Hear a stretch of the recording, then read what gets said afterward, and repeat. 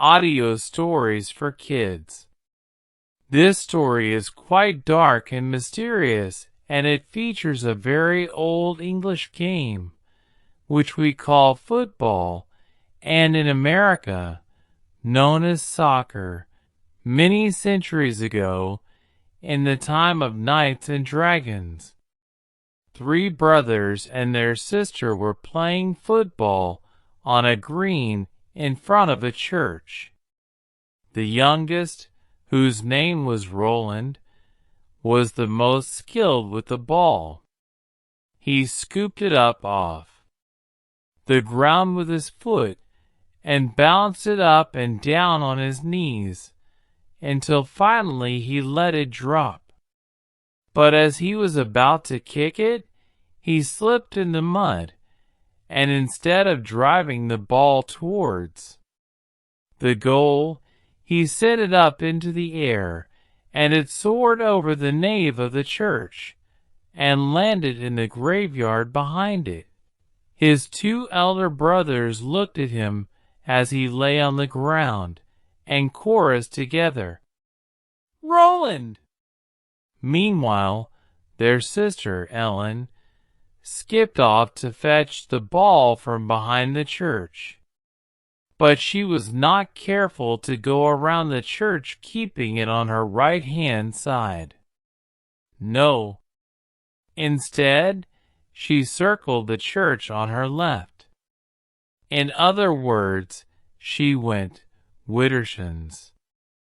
In superstitious times, it was considered bad luck to go widdershins, because the sun travels in the opposite direction.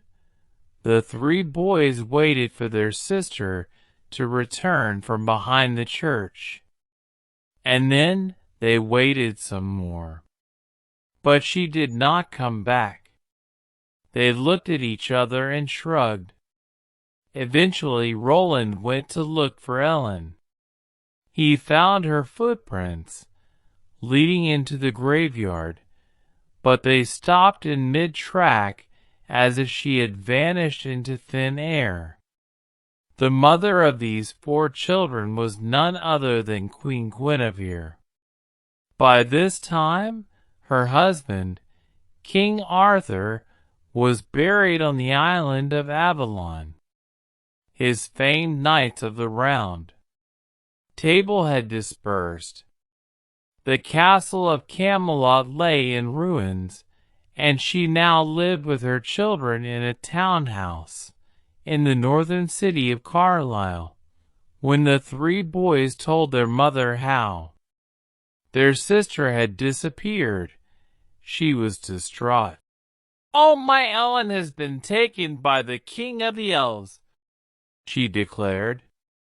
"Only the bravest knight in all of England can save her. Where is Sir Lancelot? Where is Sir Gawain? What has become of Sir Eric? They are all gone. Nobody is here to defend us." "Mother," said the eldest of the sons, "it's no use calling on those names of old. They are long gone. But do not despair. I shall travel to the land of the elves and rescue my sister." "No, no," pleaded Guinevere. "I cannot lose another child." But what son of Arthur could leave his sister at the mercy of the elves? Young though he was, he mounted his steed and set off on a quest to rescue Ellen. He departed over the hill, and did not return. For a whole year he was absent, and still they received no news of him. And then the day came when the 2nd eldest son mounted his steed and swore that he would bring back his lost siblings. Guinevere cried and begged him not to go, pleading, "I must not lose a 3rd child." But all in vain. He was, after all, a son of Arthur, and the knight's code was deep inside him. And so the second son disappeared and did not return. A year passed, and the last and youngest of the family, Roland, came to his mother and said, "Mother, I see how you grieve every day for my sister and my two older brothers. You think that you shall never see them again. But have faith. I tell you, you are mistaken, for I shall rescue them from the land of the elves." "No, no, this cannot be," pleaded Guinevere. "Is it not enough that I have lost a husband and 3 children? You are all I have left. Do not leave me." But Roland was a true son of King Arthur, and he could not turn his back on a challenge. "Dear mother," he said, "do not worry. I will enlist the help of father's most trusted friend. If I follow his advice, I cannot fail, for he knows more than any other person about magic, fairies, and the leaves." And his mother knew exactly whom he was referring to. None other than the famous wizard Merlin. After the passing of King Arthur, Merlin retired to live deep in the woods, where he kept a log cabin. In the woods, he could find most of what he needed to experiment with medicines and spells. The children of Guinevere and Arthur were among the few people who knew how to find him, because he had been their teacher. The wooded hillside was teeming with magical beings. Roland knew, because Merlin had taught him, that a rabbit or a deer might contain the soul of an enchanted princess. There were fairies there too, and sometimes they bewitched human beings and kept them prisoner for 100 years.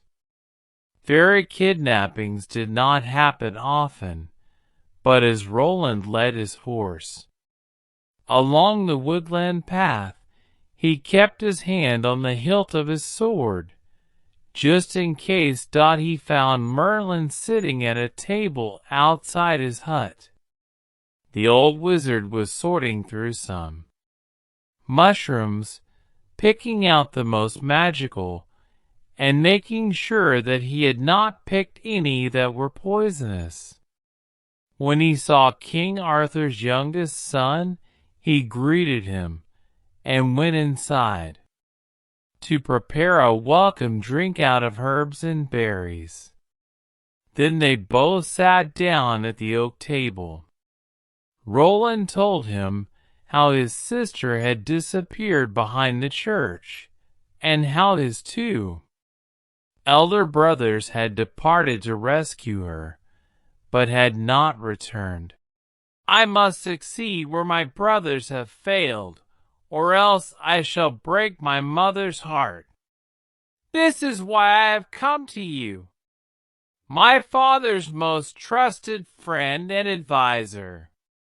Merlin, if you make me a knight of the Round Table, I am certain to achieve victory." But Merlin shook his head and said, "You must earn your spurs before you can become a knight. I shall give you the title child, which applies to one who seeks the honor of knighthood. If you travel to the land of the elves and bring back your sister and your 2 brothers, only then can I dub you with the title, Sir, that belongs to a true knight." "Thank you, Merlin," said Childe Roland. "I shall succeed by the grace of God. But do you have any advice for me?"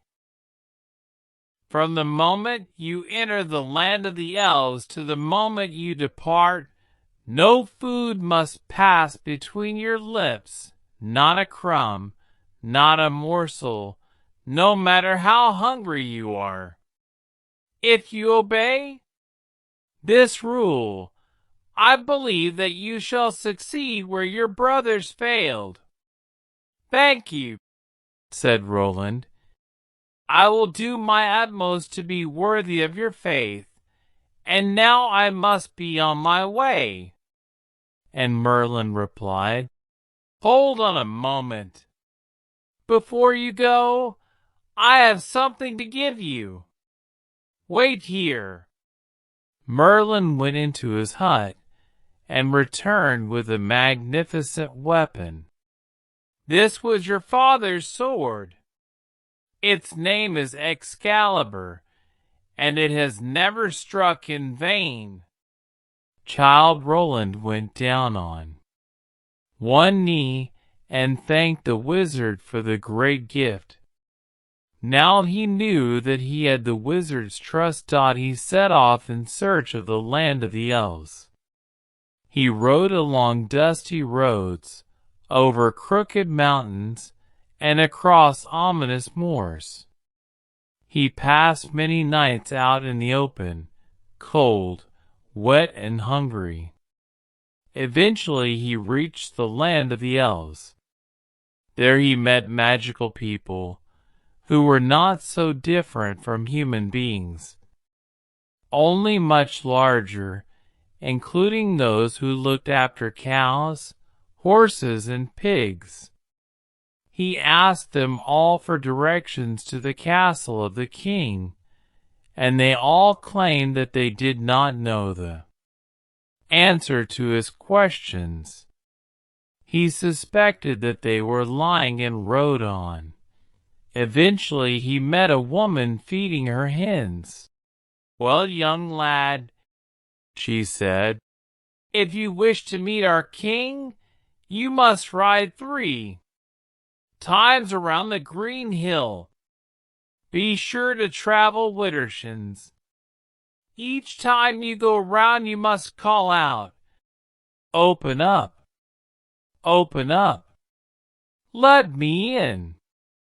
And eventually the door of the castle shall open for you. But beware of the king of the elves. He keeps little human beings captive in his castle, he does. I can take care of myself, said Childe Roland, tapping his father's sword Excalibur, that had never struck in vain. Dear laddie, take some of these eggs, for you look half-starved. Childe Roland looked at the eggs greedily, and he was about to accept the gift when he recalled Merlin's warning not to eat any food while he was in the land of the elves. Thank you for your help, but I have no time for food, he said, and he rode off in the direction of the green hill. Just as he had been told, he rode around the hill 3 times widdershins and called out, Open up! Open up! Let me in! And eventually, just as the woman had said, a door opened up. He tethered his horse to a tree trunk that was hollowed out, with a hole in it that gaped like a dead mouth. Then he passed through the door into the hillside. At first he found himself in an arched tunnel with an eerie light that did not come from either windows or candles. He walked along the tunnel until he came to some double doors which he pushed open. Now he was in a magnificent palace. The ceiling was as high as a cathedral's and was supported by huge Gothic columns. An immense lamp hung on a gold chain, and at its center, a black lump of coal emitted brilliant rays like the sun. The light danced on the multicolored jewels, shaped into leaves and flowers, which crept around the floor of the hall like an ornamental garden. At the back was a giant couch made of velvet and silk, and seated on the couch he saw his sister, Ellen, combing her golden hair. She was not at all surprised or excited to see her brother, because the king of the elves had put her under a spell that made her slow and docile. He went up to greet her, and she said coolly, "Your brothers came before you. Now they are prisoners in the dark tower, and are nearly dead. You should not have come here. The same fate shall befall you now, and our mother will have lost all her children. I have promised her that I shall rescue you all," said Roland, tapping his father's sword, Excalibur, that never struck in vain. "May God help you, you poor, helpless fool," said his sister. She put down the comb and slowly arose from the couch, before fetching a golden bowl of milk and bread for her brother. "Thank you, sister," he said. "I have never felt hunger such as this." She looked at him with eyes full of pity, but could not warn her brother not to eat the food because of the spell she was under. He was about to take it when he recalled Merlin's warning, and he said, "But I cannot eat until I have rescued you." Then a giant voice boomed from the tunnel, "Fee-fi-fo-fum. I smell the blood of a British man. Child Roland to the Dark Tower came." The voice was followed by the giant king of the elves, who smashed through the double doors. Child Roland drew his father's sword, Excalibur, that never struck in vain. The elf king was large and strong, but Roland was quick and nimble, and eventually he beat the king into submission. He could have cut off his elfin head, but instead he gave him a chance for survival. "Release my two brothers, and grant all of us safe passage from the land of the elves, and only then I shall grant you life," he declared. The king agreed to Roland's terms. The brothers were lying in a trance in a cell of the Dark Tower. The king took a little phial of colored liquid and sprinkled it on their foreheads, and they came to. He did the same for Ellen, who also snapped out of her trance. Then the four children departed for England, their home, and their mother, Queen Guinevere,